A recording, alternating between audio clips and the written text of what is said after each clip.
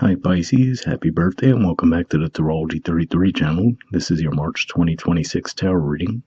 Thank you to those of you who have liked, viewed, shared, and subscribed to the channel. I appreciate all of that. For those of you new to the channel, as far as what we have in front of us, it's a 12-card spread with each of those houses representing a different sign of the zodiac, starting with your sign representing the first house, all the way through to Aries representing the 12th house. As far as the deck being used for the tarot, we have the Spirit Keeper Tarot this month. And then once we get through the main spread, we'll actually pull an Oracle card as well from the Wisdom of the Oracle deck. But we're actually going to start the reading off with rolling those astrology dice we have in front of us to get an idea of where your focus should be as far as that goes. Well, we have Pisces. So yeah, obviously, on the one hand, this could just be saying that there's largely a focus on yourselves this month, right? Which makes sense. Like we said, it is your season after all. But on top of that, there's going to be plenty of energy moving through your sign. Currently, we have the sun there. We're going to have a new moon in your sign on the 18th. Currently, we're about to have that Mercury retrograde start in your sign soon, and it'll finally start direct motion on the 20th of March. Venus is currently in your sign as well until the 6th of March, and it'll move into Aries. And then on March 2nd, we'll actually have Mars move into your sign as well. So beyond this just being your sign anyway, would make sense to see Pisces come up in general just because there's so much going on in Pisces this month. We have the moon. So yeah, I just mentioned how we're going to have that new moon in your sign on the 18th, but there's also going to be a full moon in your opposite sign on the 3rd of March. And then technically this would be April, but on the 1st of April, that would be a full moon in Libra. So definitely be on the lookout for those lunar cycles as significant times for you guys. And we have 3. So third house in general points to communication, short journeys, and siblings. For you guys, third house is Taurus. And astrologically speaking, we have Uranus there. It's been there for quite some time. And technically toward the very end of March, we'll have Venus move into Taurus as well. So keep all that in mind as we go through the main spread. So, representing the first house, which is primarily pointing to personality, self-awareness, and even appearance, we have the 8 of Chalices. So 8 of Cups, which is a Pisces energy. You can see the symbol on the card there. So yeah, so to see this here could just be saying that for some of you, you might actually step away from something that you've believed for a long time. Now, for some of you, this could play out in a positive sense for sure, as far as, let's say, if you've been abandoning yourself, right? If you've been playing more of a martyr role in your life, you might finally be moving away from that. But yeah, either way, I feel like this is saying that something that you've had an emotional attachment to for quite some time, it looks like you'll be leaving that behind this month.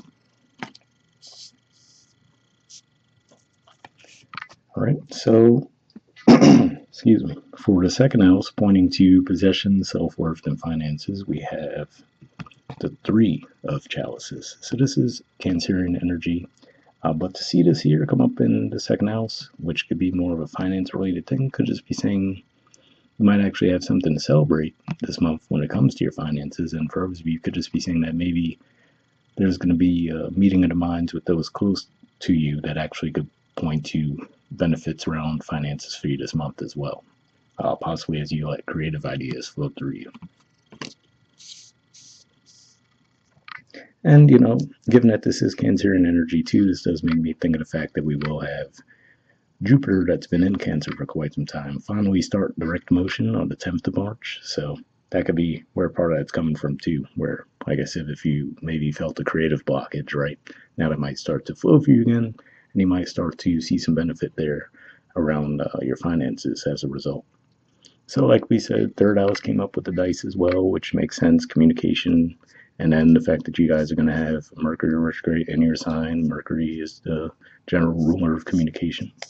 But we do see the 3 of Orbs. So this is actually the 3 of Pentacles, a Capricorn energy. So to see this here says to me that actually when you do communicate this month, it'll be about building. A meeting, like I said, maybe a meeting of the minds, like we talked about with the 3 of Cups energy coming up in the second house for you guys. But yeah, I feel like this is saying that you're going to feel ideas flowing through this month, and they're going to be practical ideas that could be put to practical use this month. All right. So for the fourth house, which in general points to home roots family, we have the shining flame. So really what this is, it's the equivalent of the Knight of Wands, which is Sagittarius energy. But seeing this here could just be saying that when you're within your home environment or within your environment just those close to you, right? So family members, people who feel like family because you've just known them for so long, could just be saying that that's when you really start to feel ideas flowing to you. You might feel a little bit more emboldened and confident in those environments, but that's what I'm seeing primarily there. All right. In the fifth house, which in general points to romance, creativity, and children, we have the Five of Chalices. So Scorpio energy here. And yeah, it's interesting, right? We were talking about seeing the Three of Chalices or Three of Cups in the second house, and now here we see those three cups spilled.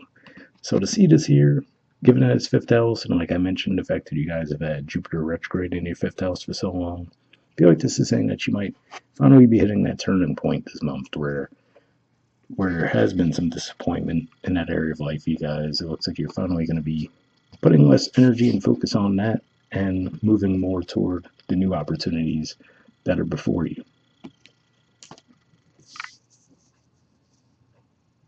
And to me, that's connected to what we were saying with the Eight of Chalices or Eight of Cups energy, where maybe you're finally leaving that martyr energy behind this month.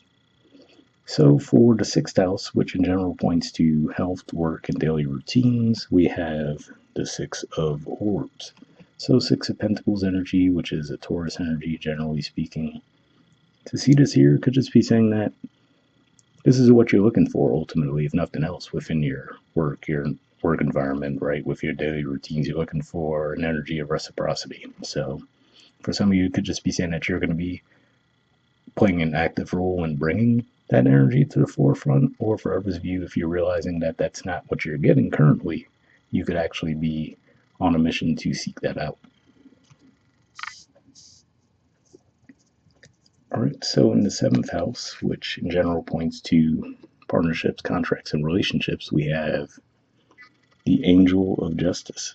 So this is actually the equivalent of Justice in traditional tarot, which is a Libra energy, and Libra is the natural ruler of the seventh house. So to see this here, I feel like this is pointing to whether you have that Six of Pentacles energy in your lives or not now. It looks like this is saying that karmically, whether you have to go seek it out or you take that first step forward to bring it about, looks like you will be met with equal energy on the other side of that. And this looks like this is karmically guided as well. So, even if you're a little bit worried about putting that um, first step forward in the situation, it looks like it will be met with a positive karmic response. So for eighth house energy, which in general points to death, rebirth, intimacy, and investments, we have the Five of Orbs. So this is Five of Pentacles energy here. So yeah, could just be saying that when it comes to investments, right, maybe be a little bit more cautious around that, because in doing so, you might end up losing out, at least in the short term. So that feels like a risk that you're just not able to take. Like this is saying you might want to avoid that at this time. For others of you, maybe this is saying this is already something you've been involved in, and maybe you have been holding on, and now because of that, you'll finally be able to walk away this month. But either way, I would say definitely be a little bit cautious around any new investments this month, especially like we said, having Mercury retrograde in your sign too. In the ninth house, which in general points to philosophy, higher learning, and foreign affairs, we have the warrior. So basically, this is the equivalent of the sun in traditional tarot. So yeah, so I feel like this is saying that you're really going to be feeling. The term that came to mind was alive. I feel like when it comes to ninth house energies, maybe what you believe in, right? Your attitude towards different cultures, backgrounds. I feel like this is saying you're really going to feel emboldened with them, right? So I feel like this is going to be saying that they're adding to your lives more than anything. So again, they're connected with that Eight of Cups theme, given that that's representing your first house this month. Could just be saying that maybe you'll find a new belief, a way of looking at things that maybe hadn't been familiar to you up until recently. And as you explore that, you find that, wow, this is actually a really good fit for where I'm at in my life. So Could be something like that. Or if there's been a belief that you've held for a long time, but you hadn't really expressed it, could just be saying that now you finally feel more confident in expressing that belief. All right, so in the 10th house, which in general points to career and social status, we have the 8 of Swords. So this is Gemini energy here. So yeah, it could just be saying that you might feel a little bit stuck when it comes to your careers, right? Like I said, for those of you where you might feel like there's an imbalance, right? And you're looking for a very reciprocal type of situation. Like I said, for some of you, might have to be the ones to take the first step forward to get to that energy. But like I said, it could be one of those things where you could be hesitant to do so for whatever reason. So whether that's walk away, right, to a whole new situation, or just reestablish the boundaries within your current situation. I feel like the 7th house energy here, having justice, is a good indicator that it would play out the way you'd like it to. But again, like we said, maybe there's a little bit of hesitancy to believe that on your part. So maybe you might still feel that for at least a decent part of March. And if that's the case, like we said, keep in mind as we get toward the end of March, the Mercury retrograde will start to shift out of the picture, and it really won't be out of its post shadow till early April. But again, as time progresses, you'll start to probably feel a little bit more confident. Okay, so for the 11th house, which in general points to friendships, groups, hopes, and wishes, we have the healer. So this is actually the star in traditional tarot, which is actually the natural energy for the 11th house. You can see the Aquarius symbolism there. So yeah, so to see this here, I feel like this is saying, again, like I said, it feels like you have this ability and maybe you just haven't believed in it for whatever reason. I feel like this is saying you have an ability to bring positive change in situations, right? Whether it be directly for others or even in a way that does benefit you directly as well, right? But maybe others will benefit along with you.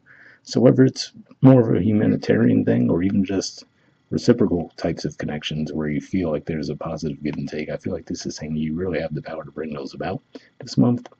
And if that's the case, could be with people that are already in your current environment.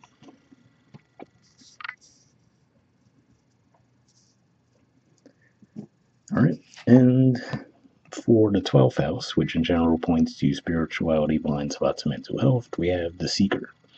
So this is actually the equivalent of the Fool in traditional tarot.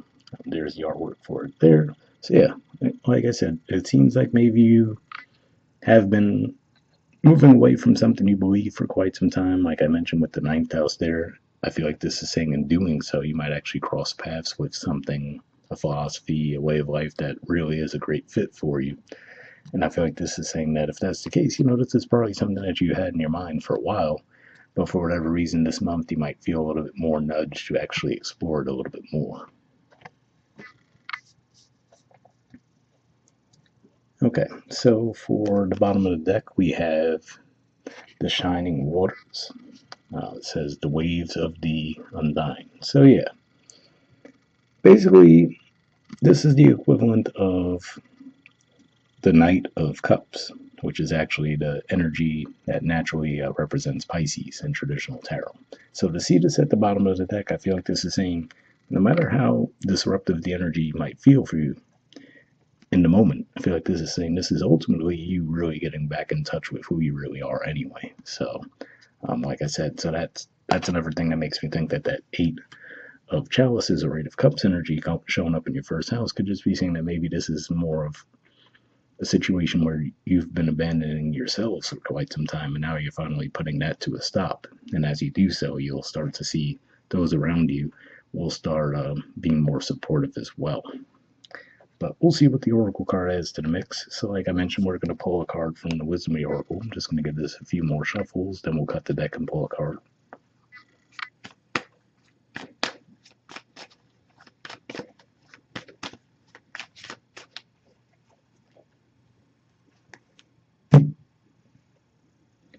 Alright, we'll take this card here, get this out of the way, and then we'll see what card you got. Alright, we have No Place Like Home. There's the artwork, and the number is 50. Interesting to see that because of what I was saying as far as your fourth house energy, which could point to home. Given the fact that that's actually the Knight of Wands, like I said, you might just feel more emboldened in your home environment, or maybe if those who feel like family, feel close to you, you might feel a little bit more confident to pursue things. So we'll see if this aligns with that in the book as well.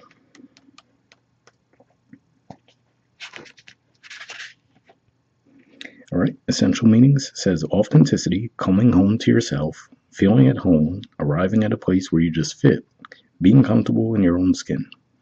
So yeah, so definitely goes with what I was saying there as well, seeing the basically the equivalent of the Knight of Cups at the bottom of the deck. Seems like this is just a return to self for you guys more than anything else. But the Oracle's message says, home feels safe and secure. It's a comfortable place to rest and create, a place that is known and you can call yours. This card signals that your ability to trust yourself and feel at home in your own skin is beginning to solidify as you claim your dignity and integrity, aspects of yourself no one can take away from you. You know who you are.